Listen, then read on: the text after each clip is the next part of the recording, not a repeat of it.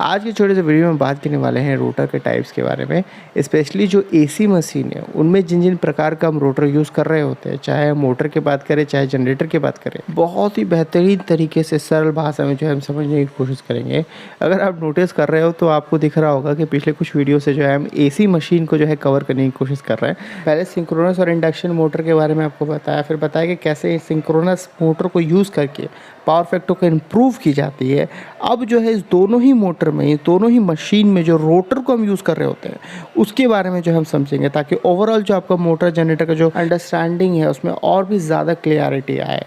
तो अगर आपको ये सारी बातें जानना है तो इस वीडियो को देखते रहिए। आपको कुछ नया तो क्या, बहुत कुछ सीखने मिलने वाला है।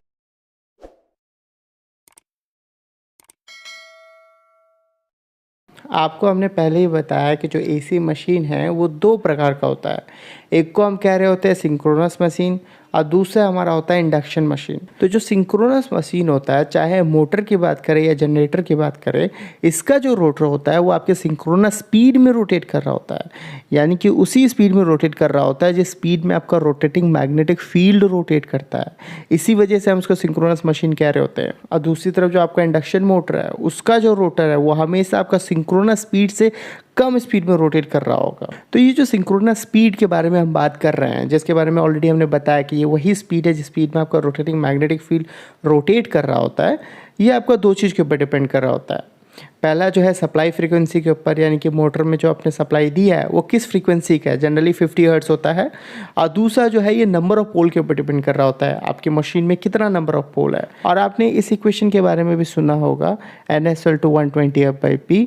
तो ये इक्वेशन जो है वही बात बताता है कि अगर आपको नंबर ऑफ पोल पता है और फ्रीक्वेंसी पता है 50 हर्ट्ज, तो आप आराम से जो है आपका सिंक्रोनस स्पीड का वैल्यू को जो है निकाल सकते हैं कि किस स्पीड में आपका रोटेटिंग मैग्नेटिक फील्ड रोटेट करने वाला है। अब देखिए, ये जितने भी रोटर हम यूज़ कर रहे होते हैं उसका जो कोर होता है, उसका जो बेस होता है वो सॉलिड नहीं होता, वो लैमिनेटेड कोर हम यूज़ कर रहे होते हैं। यानी कि उसको पतला पतला पत्ती की तरह हम काट देते हैं और बीच में इंसुलेशन डाल करके जो है हम उसको एक साथ जोड़ करके बनाते हैं। अब ऐसा इसलिए किया जाता है ताकि एडी करंट और हिस्टैरिसीस लॉस जो है वो कम से कम हो। अगर आपको नहीं पता है ये एडी करंट और हिस्टैरिसीस लॉस क्या होता है तो इसके ऊपर ऑलरेडी हमने डेडिकेटेड वीडियो बना रखा है।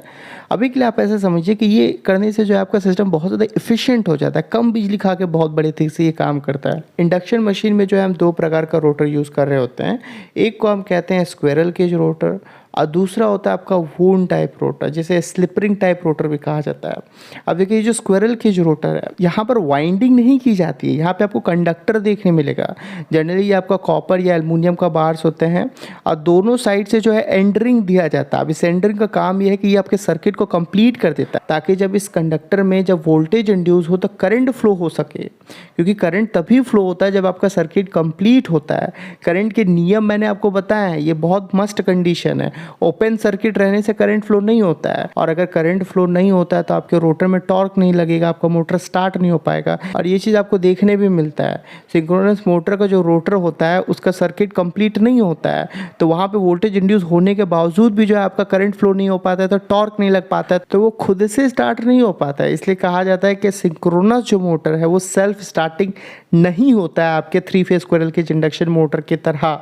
अब ये सेल्फ स्टार्टिंग नहीं होता है, इसको सेल्फ स्टार्टिंग बनाई जाती है किस तरीके से, इसको समझने से पहले आपको बताना चाहेंगे कैसे अनअकैडमी जो है आपके कोर प्लेसमेंट जर्नी में आपको हेल्प करने वाला है। जैसा कि आपको पता होगा कि जो CSIT के स्टूडेंट होते हैं आज के टाइम पे उनके लिए जॉब लेना काफ़ी आसान होता है, क्योंकि ऐसे काफ़ी सारे सर्विस बेस्ड कंपनी है जो बल्क हायरिंग करती है। पर अपने शायद ही सुना होगा कि कोर सेक्टर में जो है एक ही कंपनी इतने लार्ज स्केल में हायरिंग कर रहा होता है। और ये रियलिटी है कि जितनी अपॉर्चुनिटी IT सेक्टर में है, शायद उतनी जॉब अपॉर्चुनिटी जो है आपको कोर सेक्टर में देखने ना मिले। तो कॉम्पिटिशन यहाँ पे काफ़ी ज़्यादा है, तो ज़रूरी है कि आप अपने डिग्री के साथ साथ जो है एक्स्ट्रा जितना ज़्यादा नॉलेज और इंडस्ट्री रिलेवेंट कोर्सेज कर सके तो ज़रूर करें। डेफिनेटली ये आपके को प्लेसमेंट में आपको काफ़ी ज़्यादा फायदा देगा। तो इसी को ध्यान में रखते हुए Unacademy mechanical electronics electrical civil student के लिए 16 जून को 11 बजे से लेकर के 5:30 बजे बैक टू बैक सेशन जो है कंडक्ट किया जाएगा, जहाँ पे इंडस्ट्री एक्सपर्ट द्वारा जो है डिफरेंट टेक्नोलॉजी के बारे में आपको एक कंप्लीट ओवरव्यू दी जाएंगी और कैसे आप उसमें अपना करियर बना सकते हैं आपको गाइड भी किया जाएगा। और अच्छी बात यह है कि ये जो सेशन है वो कम्प्लीटली फ्री है, तो आप जाकर रजिस्टर कर सकते हैं, लिंक जो आपको डिस्क्रिप्शन में मिल जाएगा।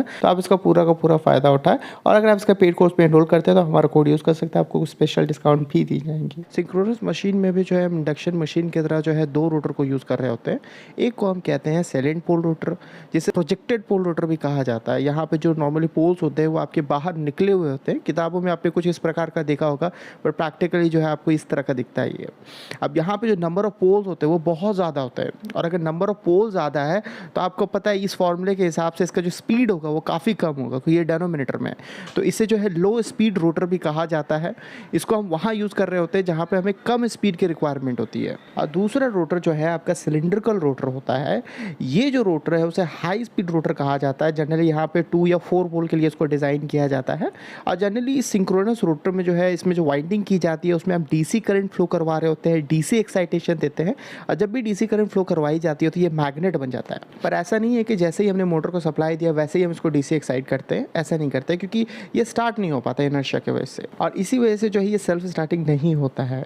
तो जो साइलेंट पोल रोटर है वहाँ पे डैम्पर वाइंडिंग किया जाता है। इसका मुख्य 2 कारण होता है। सबसे पहला तो ये इसको सेल्फ स्टार्ट बनाता है ताकि वो खुद से स्टार्ट हो जाए, और दूसरा कारण होता है कि जो हंटिंग है मशीन में, जो आपको सिंक्रोनस मशीन में देखने मिलता है, उसको भी ये सप्रेस करता है, उसको कम करता है। और अगर आपको हंटिंग के बारे में नहीं पता है तो हमें कमेंट सेक्शन में बताइएगा, इसके ऊपर भी एक डेडिकेटेड वीडियो बना देंगे। अब डैम्पर वाइंडिंग करने से फ़ायदा ये होता है कि ये जो मोटर है वो स्टार्ट आपके इंडक्शन मोटर की तरह होता है। जैसा कि मैंने बताया कि आपने स्टेटर वाइंडिंग को एक्साइट किया, रोटेटिंग मैग्नेटिक फील्ड जनरेट हुआ, रोटर कंडक्टर को कट किया, ईएमएफ जनरेट होता है, फिर उसके बाद करंट फ्लो होता है, फिर उसके बाद जो है टॉर्क लगता है, घूमता है।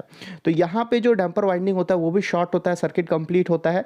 तो जैसे मैग्नेटिक फ्लक्स कट करता है वहाँ भी ईएमएफ जनरेट होता है, करंट फ्लो होता है, इसको टॉर्क लगता है, और ये इंडक्शन मोटर की तरह स्टार्ट हुआ। और जैसे ये सिंक्रोनस स्पीड के नियर पहुँचता है जब इसका रोटर का स्पीड, तो फिर उसके डीसी एक्साइटेशन हम देते हैं इसके रोटर वाइंडिंग में। फिर रोटर और मैग्नेटिक फील्ड के बीच में मैग्नेटिक लॉकिंग होता है, और जिस स्पीड में आपका मैग्नेटिक फील्ड रोटेट कर रहा होता है फिर उसी स्पीड में जो आपका रोटर रोटेट करने लगता है, सिंक्रोनस स्पीड में जो है रोटेट करने लगता है। दूसरी तरफ सिलिंड्रिकल सिंक्रोनस मोटर में उसको सेल्फ स्टार्ट बनाने के लिए उसके रोटर को जो है बाहर से एक्सटर्नली जो है रोटेट करवाते हैं एक्सटर्नल प्राइम मूवर की मदद से। अभी एक्सटर्नल प्राइम मूवर आपका मोटर हो सकता है, इंडक्शन मोटर हो सकता है, या किसी टरबाइन से आप रोटेट करवा लिए। और जब वो सिंक्रोनस स्पीड के आसपास पहुंच जाता है रोटर का स्पीड, फिर उसके बाद जो है वही आप उसको एक्साइट करते हैं, डीसी एक्साइटेशन मैग्नेट बनता है, मैग्नेटिक लॉकिंग होता है, फिर रोटेट करता है। और अगर ये सिलिंड्रिकल रोटर को अगर आप देखेंगे तो उसका जो डायमीटर होता है, उसका जो मोटापा होता है वो कम होता है एक्सियल लेंथ के कंपैरिजन में। उसका एक्सियल लेंथ बहुत ज़्यादा होता है, लंबा काफ़ी ज़्यादा होता है। और जो एयर गैप है, यानी कि स्टेटर और रोटर के बीच में जो स्पेस होता है उसको एयर हम गैप बोलते हैं। तो चारों तरफ से जो है ना एक जैसा होता है, यूनिफॉर्म एयर गैप होता है।